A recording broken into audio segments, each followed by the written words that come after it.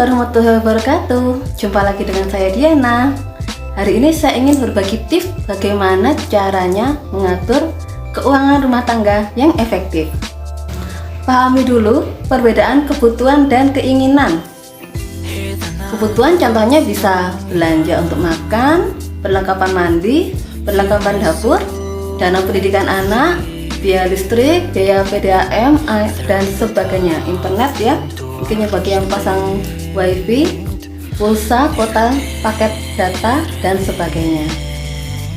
Nah, tapi praktiknya keuangan rumah tangga tidak hanya digunakan untuk kebutuhan yang bersifat wajib, melainkan juga digunakan untuk belanja yang berdasarkan dari keinginan semata. Nah, keinginan semata itu biasanya tidak direncanakan. Nah, celakanya terkadang kita malah mengalokasikan dana rumah tangga ini lebih banyak bukan pada kebutuhan tapi pada keinginan. Padahal dari keinginan kita yang sebenarnya belum perlu amat ya. Contohnya seperti beli baju ya, fashion terbaru, gadget terkini, liburan hingga barang-barang lainnya yang bersifat sekunder dan tersier. Oke, yang kedua, hitung dulu seluruh pendapatan yang Anda miliki, yang Anda dapatkan. Untuk mengatur keuangan rumah tangga yang efektif, Anda perlu lakukan hitung semua pendapatan Anda yang masuk selama 1 bulan. Pendapatnya di sini bukan hanya gaji, mungkin Anda juga punya insentif atau upah lembur, atau Anda punya keuntungan dari investasi. Anda harus hitung dulu. Nah, yang ketiga, buat daftar pengeluaran prioritas bulanan. Ini penting buat Anda.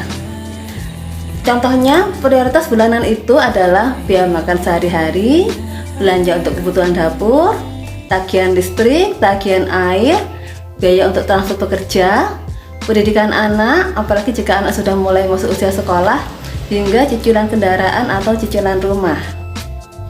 Nah, lanjut. Siapkan dana darurat. Nah, ini biasanya yang sering orang-orang tidak lakukan. Nah, dana darurat ini selain untuk kebutuhan pokok, uang belanja Anda ya, selain untuk kebutuhan pokok, sisihkan sebagian dari penghasilan Anda setiap bulan untuk dana darurat. Besarannya relatif ya, bisa 10% hingga 30% dari penghasilan yang Anda dapatkan. Tapi ingat, uang yang Anda sisihkan setiap bulan adalah untuk dana darurat. Jadi Anda tidak boleh mengambilnya untuk belanja sehari-hari. Nah, karena dana darurat ini bisa digunakan sewaktu-waktu dalam keadaan darurat saja. Bagi Anda emang sebaiknya tidak punya utang ya. Ketika tidak punya utang itu penghasilan Anda itu utuh ya, 100%. Itu jika Anda, tapi tidak bisa dihindari ya, jika memang Anda memiliki hutang, maka sebisa mungkin hutang Anda tidak lebih dari 30% dari penghasilan yang Anda miliki. Jadi jika Anda ingin berhutang, hitung dulu apakah itu mencapai lebih dari 30%, maksimal 30% deh. Kalau lebih dari itu jangan, karena ini bisa benar-benar memporak-porandakan perekonomian rumah tangga Anda. Jadi maksimal batasnya 30%, itu perlu Anda jaga.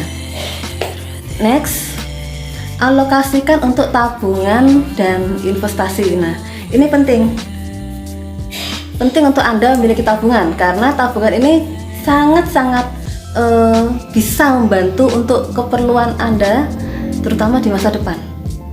Penghasilan yang Anda simpan di tabungan bisa digunakan untuk keperluan yang mendadak sebenarnya. Penting untuk Anda memiliki tabungan. Nah, tabungan uang ini saran dari saya ya. Tabungan uang atau yang ada di bank sebaiknya untuk disimpan selama kurang dari 6 bulan. Nah, tapi jika Anda lebih dari 6 bulan, saran saya Anda tabung dalam bentuk emas. Itu lebih bermanfaat ya, karena nilai emas akan selalu naik. Jika Anda tabung dalam emas, itu sangat-sangat menyelamatkan harta Anda.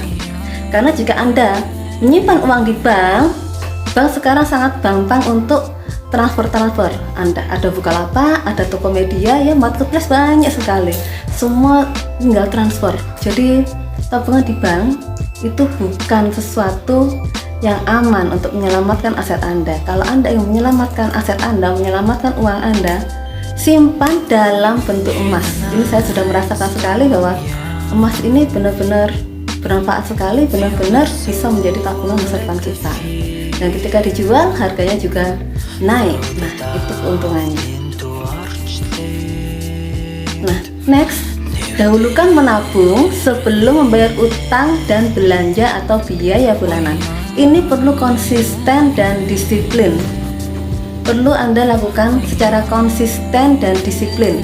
Anda tidak bisa bulan ini menabung, bulan depan tidak, bulan depan menabung, bulan depan tidak. Jika Anda tidak konsisten seperti itu, biasanya ketika Anda menunda-nunda untuk menabung, Anda akan tunda terus hingga akhirnya tabungan Anda tidak pernah bertambah. Tapi jika Anda konsisten, nanti Anda akan merasakan hasilnya bahwa ternyata bisa ya mengumpulkan 10 juta hanya dalam sekian bulan. Nah, dengan konsisten menabung. Tabungan paling tidak 20% dari penghasilan Anda. Dana darurat yang tadi saya jelaskan, setidaknya Anda sisihkan 10% dari penghasilan Anda. Utang maksimal 30% dari penghasilan. Kalau bisa tidak punya utang, itu lebih bagus lagi. Biaya bulanan paling tidak 40% dari penghasilan. Nah, pertanyaannya begini, gimana dong kalau jika penghasilan saya nih masih minim, tidak cukup untuk menabung? Saya ada solusinya. Nah, solusinya ada di video berikutnya. Nah, tonton video lanjutannya. Anda akan temukan bagaimana solusi bagi kawan-kawan yang penghasilan masih belum UMR, penghasilan masih minim, di bawah UMR yang ada saat ini, semua ada solusinya. Tunggu video saya selanjutnya di next chapter. Oke, terima kasih sudah mendengarkan. Assalamualaikum warahmatullahi wabarakatuh.